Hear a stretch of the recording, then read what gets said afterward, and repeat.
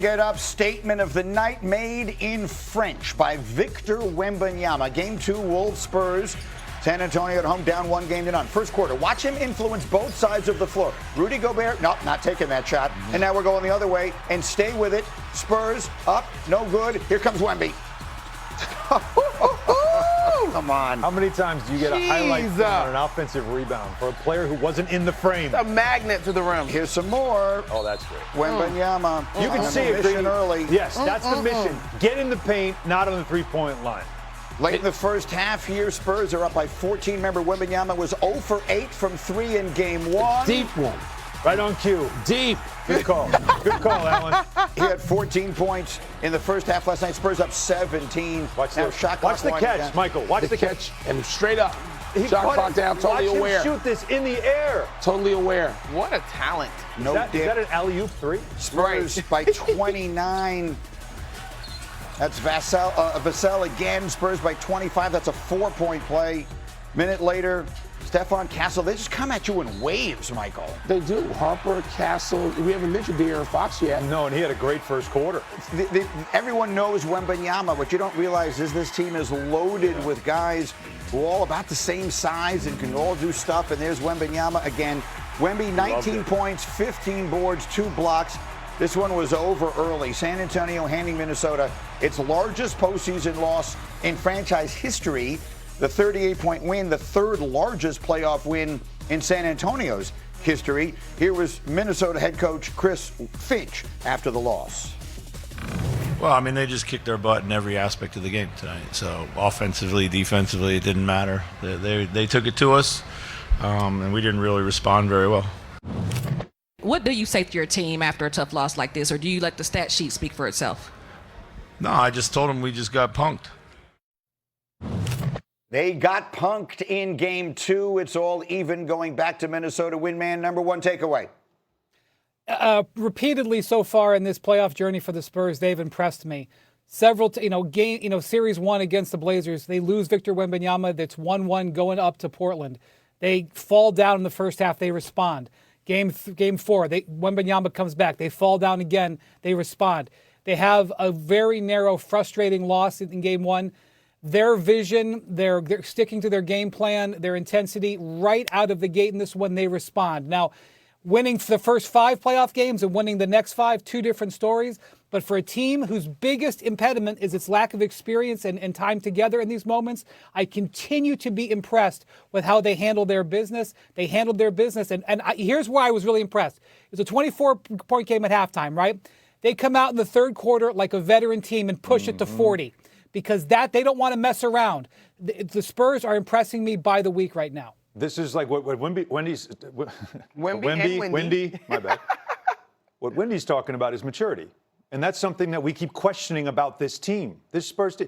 You lose a game 1 like that at home, sometimes that can be crushing to a young team. How do you recover? Maybe they overreact to game 2. They handled that game 1 loss as well as you possibly could for a frustrating loss you could have, and walked into game 2 saying, we're going to get back to playing our game. That's the maturity factor for a very young team. That's why you've got to take this team seriously. You know where I found that? I found this story after our show yesterday. So after game 1, after the Spurs had lost game 1, Wembanyama walked over to De'Aaron Fox. They whispered briefly at their locker, and they walked away laughing. And Wembanyama was asked what he said, or Fox was, and he said, we talked about how we were in a good place. We played like bleep, and we lost by 2. That's what a mature team does. A mature team doesn't panic. They say, we're actually in good shape. We played as bad as we can play, and we still almost won. There's something inside of Wemby, specifically, Wembanyama, that helps facilitate that. He hates losing at a level that reminds me of the GOATs, the Council of GOATs. He hates losing like Bird hated losing, like Jordan hated losing, like Isaiah Thomas hated losing. He hates losing in a way that, even as pleasant as he is, all right, with that wonderful lilt in his accent, he probably made it a little uncomfortable in that locker room in the day that they had. And you look at his demeanor last night, he wanted to crush them. And Minnesota, they were back on their heels, and Anthony Edwards talked about this. He thought, okay, we got to come in like the mature team that does not settle for the effort of game one. We got game one. Let's not come in here and have human nature dictate the terms of our performance. That's exactly what happened. But the human nature of the other dude, I was about to say. Wembanyama hates. It's like, remember when he was crying after the Olympic game, and then after they lost the game in Vegas, his first time in the Cup. That's the level of hatred of losing I'm talking about that affects that team. So you go on the road with the intention of stealing one, and the Timberwolves did that. Then they get, in their own coach's word, punked in game two. So who has the advantage in this series now headed back to Minnesota? I would give it slightly to Minnesota just because they stole a game. But to me, if this San Antonio team continues to demonstrate the maturity that we're talking about, they're looking to go and make a statement in game two, or game three, rather. Now, I do think that Minnesota should be credited for the type of grit and maturity that they have. The issue when I look at it as Minnesota is how healthy are they? What's going on with Anthony? Is he improving through this thing, or is it going to rob him of some of his bounce, which is quintessential to his game? Is Ayo Dosunmu coming back? Like the whole thing. Winman, quick final word. I'm thinking about Wilbon's Council of Goats. Yeah, me too. They've got to meet with fine Corinthian leather. It's so mentally difficult to play against Victor Wembanyama that you need perimeter scoring. Ayo Dosunmu came back last night, didn't look good, couldn't make an outside shot. Ant Edwards, his first 5 shots are threes. He misses those.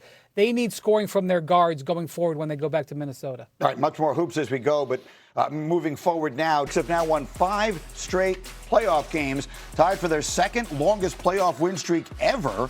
Their longest since winning 6 in a row in '99. They went to the finals that year. New York now minus 1,000 to win the series after taking the 2-0 series lead. And let's start with what we know about OG Anunoby, because that feels like the most important piece of this storyline here. I mentioned in the open, the team that wins may wind up being the loser in all of this. You guys are there. Do we know anything about what to expect as far as the injury on Anunoby? After the game, Mike Brown said that there was no update at all about him, that they were still waiting to get, like, medical's got to go through what they go through with him. And so right now it remains the same. There's nothing new about OG Anunoby's situation.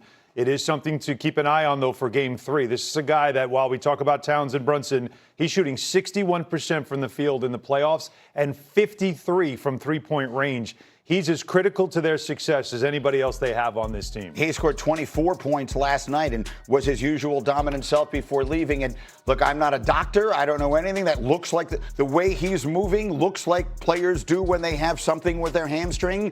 And we've seen that be so prevalent. He's had problems with it in the past. We've seen it so much in the playoffs when these guys are playing long minutes. And he played long minutes again last night. Yeah, and I think what you mentioned, Greeny, in terms of the history is probably the thing that is most alarming. Knicks fans are all too familiar with him not being quite right late into the postseason. Hopefully, though, and this is where it's going to be interesting, the schedule is important for both of these teams. Hopefully, though, the Knicks can create enough distance in this one that he has ample time to get back on the right track. Well, that's why winning that game from a Knick perspective was so critical last night. Gives you the cushion so that if he's unavailable, you can be cautious with him, whatever it is. So, Wendy, that's that piece of it. The Anunoby injury feels like a huge piece of it. Now let's go bigger picture. The series is 2-0 Knicks. What's your number one take?